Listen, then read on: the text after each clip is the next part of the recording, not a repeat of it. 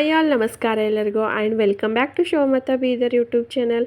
ಇಂದಿನ ವಿಡಿಯೋದಲ್ಲಿ ನಾವು ನಮ್ಮ ಸುತ್ತಮುತ್ತಲೂ ಸುಲಭವಾಗಿ ಸಿಗುವ ಆದರೆ ಅನೇಕ ಆರೋಗ್ಯಕರ ಗುಣಗಳನ್ನು ಹೊಂದಿರುವ ನೀಲಿ ಸುಂದರಿ ಎಂದೇ ಕರೆಸಿಕೊಳ್ಳುವ ನೆರಳೆ ಹಣ್ಣಿನ ಬಗ್ಗೆ ತಿಳಿದುಕೊಳ್ಳೋಣ ಬನ್ನಿ. ಈ ನೆರಳೆ ಹಣ್ಣನ್ನು ಇಂಗ್ಲಿಷ್ನಲ್ಲಿ ಜಾವಾ ಪ್ಲಮ್ ಅಥವಾ ಜಾಮೂನ್ ಅಂತ ಕೂಡ ಕರೀತಾರೆ.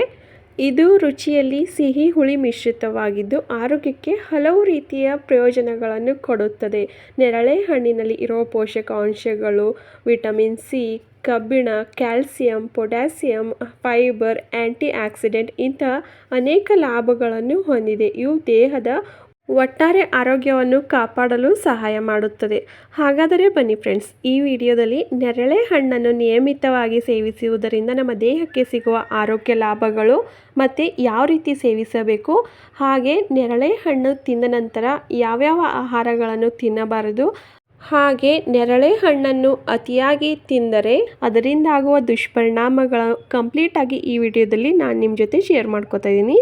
ಮೊದಲಿಗೆ ಈ ನೆರಳೆ ಹಣ್ಣು ತಿನ್ನುವುದರಿಂದ ನಮ್ಮ ದೇಹಕ್ಕೆ ಸಿಗುವ ಲಾಭಗಳನ್ನು ನೋಡೋದಾದರೆ, ನೆರಳೆ ಹಣ್ಣಿನಲ್ಲಿ ವಿಟಮಿನ್ ಸಿ ಮತ್ತು ಆ್ಯಂಟಿ ಆಕ್ಸಿಡೆಂಟ್ಗಳು ಇರುವುದರಿಂದ ಸೋಂಕುಗಳ ವಿರುದ್ಧ ಹೋರಾಡುವ ಶಕ್ತಿಯನ್ನು ಹೊಂದಿದೆ. ಅಷ್ಟೇ ಅಲ್ಲದೆ ದೇಹದ ರೋಗ ನಿರೋಧಕ ಶಕ್ತಿಯನ್ನು ಬಲಪಡಿಸಲು ಕೂಡ ಸಹಾಯ ಮಾಡುತ್ತದೆ. ನೆರಳೆ ಹಣ್ಣಿನಲ್ಲಿರುವ ಫೈಬರ್ ಮತ್ತು ಆ್ಯಂಟಿ ಆಕ್ಸಿಡೆಂಟ್ಗಳು ಜೀರ್ಣಾಂಗ ವ್ಯವಸ್ಥೆಯನ್ನು ಬಲಪಡಿಸುವುದರ ಜೊತೆಗೆ ತಿಂದ ಆಹಾರವನ್ನು ಸರಿಯಾಗಿ ಜೀರ್ಣಿಸಿಕೊಳ್ಳಲು ಸಹಾಯ ಮಾಡುತ್ತದೆ ಹಾಗೂ ಮಲಬದ್ಧತೆಯನ್ನು ಕಡಿಮೆ ಮಾಡಲು ಕೂಡ ಇದು ತುಂಬನೇ ಸಹಾಯಕವಾಗಿದೆ ಅಂತಲೇ ಹೇಳ್ಬೋದು.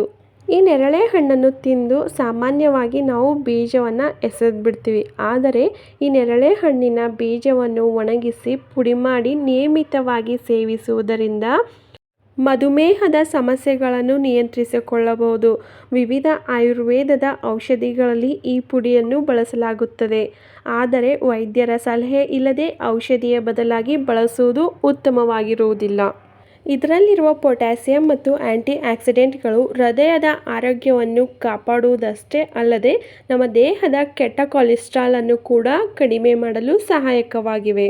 ಇದರಿಂದ ನಮ್ಮ ಹೃದಯದ ಆರೋಗ್ಯವನ್ನು ನಾವು ಕಾಪಾಡಿಕೊಳ್ಳಬಹುದು. ಕೆಲವರಲ್ಲಿ ರಕ್ತಹೀನತೆಯ ಸಮಸ್ಯೆ ತುಂಬನೇ ಕಂಡುಬರುತ್ತೆ. ಅಂಥವರು ಈ ನೆರಳೆ ಹಣ್ಣನ್ನು ನಿಯಮಿತವಾಗಿ ಸೇವಿಸುವುದರಿಂದ ಈ ಸಮಸ್ಯೆಯಿಂದ ದೂರಗೊಳ್ಳಬಹುದು. ನೆರಳೆ ಹಣ್ಣಿನಲ್ಲಿ ಕಬ್ಬಿಣಾಂಶ ಇರುವುದರಿಂದ ನೆರಳೆ ಹಣ್ಣನ್ನು ನಿಯಮಿತವಾಗಿ ಸೇವಿಸುವುದರಿಂದ ಹಿಮೋಗ್ಲೋಬಿನ್ ಮಟ್ಟವನ್ನು ಹೆಚ್ಚಿಸಲು ತುಂಬನೇ ಸಹಾಯಕವಾಗಿದೆ. ನೆರಳೆ ಹಣ್ಣಿನಲ್ಲಿ ಆ್ಯಂಟಿ ಆಕ್ಸಿಡೆಂಟ್ಗಳು ಹೇರಳವಾಗಿದ್ದು ಮೊಡವೆಗಳು ಅಥವಾ ಒಣಚರ್ಮ ಅಥವಾ ಸ್ಕಿನ್ ಅಲರ್ಜಿ ಮತ್ತು ತುರಿಕೆ ಇಂತಹ ಅನೇಕ ಸಮಸ್ಯೆಗಳಿಂದ ನಾವು ಮುಕ್ತಿ ಪಡೆಯಬಹುದು. ನಿಯಮಿತವಾಗಿ ನೆರಳೆ ಹಣ್ಣು ಸೇವಿಸುವುದರಿಂದ ನಮ್ಮ ಚರ್ಮದ ಆರೋಗ್ಯವನ್ನು ಕಾಪಾಡಿಕೊಳ್ಳುವುದಷ್ಟೇ ಅಲ್ಲದೆ ನಮ್ಮ ಕಣ್ಣಿನ ಆರೋಗ್ಯವನ್ನು ಕೂಡ ಕಾಪಾಡಿಕೊಳ್ಳಬಹುದು. ಇದರ ಜೊತೆಗೆ ಬೇಸಿಗೆಯಲ್ಲಿ ನೆರಳೆ ಹಣ್ಣು ಅಥವಾ ನೆರಳೆ ಹಣ್ಣಿನ ರಸವನ್ನು ನಿಯಮಿತವಾಗಿ ಸೇವಿಸುವುದರಿಂದ ನಮ್ಮ ದೇಹಕ್ಕೆ ತಂಪಿನ ಅನುಭವವನ್ನು ಕೊಡುತ್ತದೆ. ಇದರ ಜೊತೆಗೆ ಇದರಲ್ಲಿ ಕಡಿಮೆ ಕ್ಯಾಲೋರಿ ಇರುವುದರಿಂದ ತೂಕ ಇಳಿಕೆ ಮಾಡಿಕೊಳ್ಳುವವರಿಗಂತೂ ಇದು ಬೆಸ್ಟ್ ಅಂತಲೇ ಹೇಳಬಹುದು.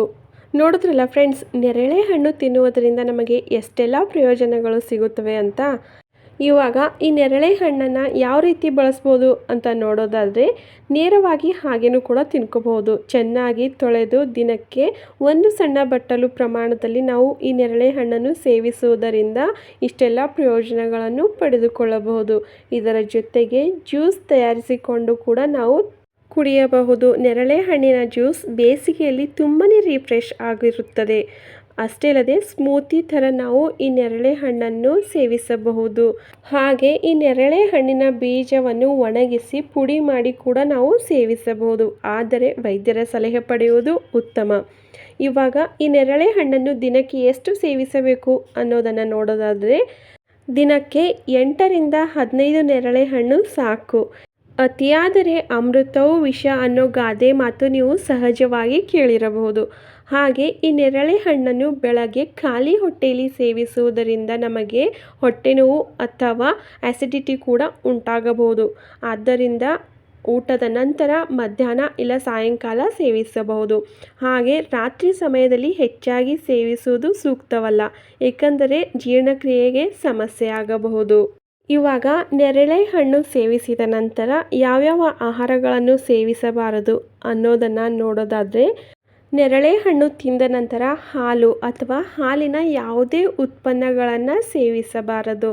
ನೇರಳೆ ಹಣ್ಣು ತಿಂದ 15ರಿಂದ 30 ನಿಮಿಷದ ನಂತರ ಸೇವಿಸುವುದು ನಮ್ಮ ಆರೋಗ್ಯಕ್ಕೆ ಒಳ್ಳೆಯದಾಗಿರುತ್ತದೆ. ಹಾಗೆ ನೇರಳೆ ಹಣ್ಣನ್ನು ಸೇವಿಸಿದ ನಂತರ ಬಾಳೆಹಣ್ಣನ್ನು ಕೂಡ ಸೇವಿಸುವುದು ಉತ್ತಮವಾಗಿರುವುದಿಲ್ಲ. ಇದರಿಂದ ಅಲರ್ಜಿ, ಗ್ಯಾಸ್ಟ್ರಿಕ್ ಇಂತಹ ಸಮಸ್ಯೆಗಳು ಕಾಣಿಸಿಕೊಳ್ಳುತ್ತವೆ. ಹಾಗೆ ಈ ನೇರಳೆ ಹಣ್ಣನ್ನು ತಿಂದ ನಂತರ ಕೂಲ್ ಡ್ರಿಂಕ್ಸ್ಗಳನ್ನು ಕುಡಿಯುವುದು ಕೂಡ ಅಷ್ಟೊಂದು ಸೂಕ್ತವಾಗಿರುವುದಿಲ್ಲ.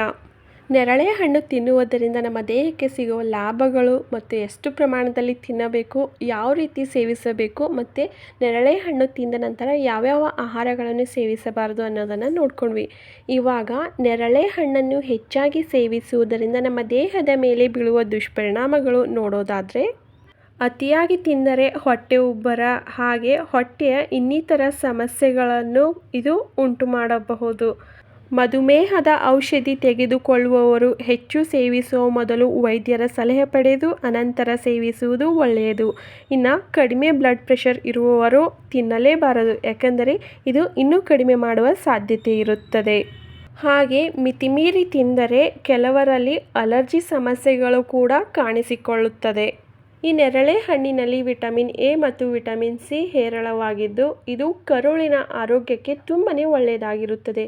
ಇದರ ಜೊತೆಗೆ ಉರಿಯೂತ, ಅತಿಸಾರ ಇಂತಹ ಅನೇಕ ಸಮಸ್ಯೆಗಳನ್ನು ನಾವು ಬಗೆಹರಿಸಿಕೊಳ್ಳಬಹುದು. ನೋಡಿದ್ರಲ್ಲ ಫ್ರೆಂಡ್ಸ್, ಈ ನೇರಳೆ ಹಣ್ಣನ್ನು ನಾವು ಮಿತಿಮೀರಿ ಸೇವಿಸಿದರೆ ನಮ್ಮ ದೇಹಕ್ಕೆ ಎಷ್ಟೆಲ್ಲ ದುಷ್ಪರಿಣಾಮಗಳು ಬೀರುತ್ತವೆ ಅನ್ನೋದನ್ನು. ಸ್ನೇಹಿತರೆ, ನೇರಳೆ ಹಣ್ಣು ಒಂದು ಚಿಕ್ಕ ಹಣ್ಣಾದರೂ ಅದರಲ್ಲಿ ದೊಡ್ಡ ಆರೋಗ್ಯಕರ ಗುಣಗಳಿವೆ. ರೋಗ ನಿರೋಧಕ ಶಕ್ತಿ ಹೆಚ್ಚಿಸುವುದರಿಂದ ಹಿಡಿದು ಜೀರ್ಣಕ್ರಿಯೆ ಸುಧಾರಿಸುವವರೆಗೂ ಹಲವು ಪ್ರಯೋಜನಗಳನ್ನು ನೀಡುತ್ತದೆ. ಆದರೆ ಯಾವುದೇ ಆಹಾರ ಮಿತವಾಗಿ ಮತ್ತು ಹಿತವಾಗಿ ಸೇವಿಸುವುದರಿಂದ ನಮ್ಮ ದೇಹಕ್ಕೆ ತುಂಬನೇ ಪ್ರಯೋಜನಗಳನ್ನು ನೀಡುತ್ತವೆ. ಆದರೆ ಎಲ್ಲ ಸೀಸನ್ಗಳಲ್ಲೂ ಈ ನೇರಳೆ ಹಣ್ಣು ಸಿಗುವುದಿಲ್ಲ. ಆದ್ದರಿಂದ ಯಾವ ಸೀಸನ್ಗಳಲ್ಲಿ ಯಾವ್ಯಾವ ಹಣ್ಣುಗಳು ಸಿಗುತ್ತವೆ ಅವುಗಳನ್ನು ತಿಂದು ನಮ್ಮ ದೇಹದ ಆರೋಗ್ಯವನ್ನು ನೈಸರ್ಗಿಕವಾಗಿ ಕಾಪಾಡಿಕೊಳ್ಳುವುದು ಉತ್ತಮವಾಗಿರುತ್ತದೆ. ಈ ಮಾಹಿತಿ ನಿಮಗೆ ಇಷ್ಟವಾಗಿದೆ ಅಂತ ಅನ್ಕೋತೀನಿ. ವಿಡಿಯೋನ ಸ್ಕಿಪ್ ಮಾಡದೆ ಕೊನೆಯವರೆಗೂ ನೋಡಿದ್ರೆ ಒಂದು ಲೈಕ್ ಮಾಡೋದನ್ನು ಮರಿಬೇಡಿ. ಹಾಗೆ ಮುಂದೆನೂ ಸಹ ಇದೇ ಥರ ಹೊಸ ವಿಡಿಯೋಗಳಿಗೋಸ್ಕರ ದಯವಿಟ್ಟು ನನ್ನ ಚಾನಲ್ನ ಸಬ್ಸ್ಕ್ರೈಬ್ ಮಾಡ್ಕೊಳ್ಳಿ. ನಾನು ಸಿಗ್ತೀನಿ ಮುಂದೆ ಹೊಸ ವಿಡಿಯೋದೊಂದಿಗೆ. ಅಲ್ಲಿವರೆಗೂ bye, take care, thank you for watching my channel.